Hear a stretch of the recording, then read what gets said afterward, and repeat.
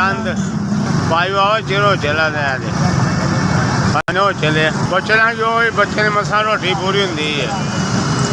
अच्छा तियां तियां चारियां के चला बेचते पे बच्चे रोटी मसा पूरी होंगी पई है। बच्चे मेरा 4 बच्चे हैं, तियां 2 नहीं आओ ब्याह आ रही हैं। मैं भाई धियां ने पुत्तर मारदा मेहनत करता पे मजदूर ही ब्याह वास्ते मैं धियां पुत्तर वास्ते मजदूरी करता पे किराए ते भाई घर किराए ते किराया 4000 रुपया किराया देना बत्ती बिल वखरा देईदा। अच्छा अच्छा रोटी मसा पूरी होंदी पई है इत्थों दे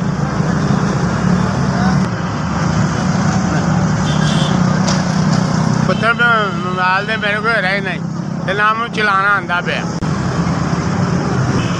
पुत्र बड़ा औखा है कमाना में। अच्छा अन्ना चिर हो जाए कमांदा पे मैं। अच्छा ठीक करिए हूँ किधर जाइए बनता कारोबार वो नहीं है कोई जलाबा वेचता कर मजदूरी करता मैं और कोई काम नहीं है ना मेरा।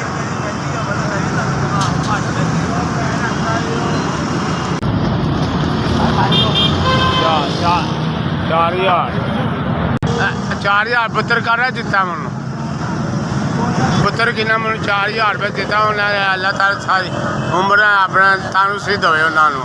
अच्छा पुत्र कि मैं 4000 रुपये दिता उन्होंने अल्लाह उन्हें बच्चे ने ख्याल हो उन्हें भैन भरा की ख्याल हो कि मैं 4000 रुपये दिता। FCF थोड़ी बड़ी मेहरबानी FCF थोड़ी बड़ी मेहरबानी।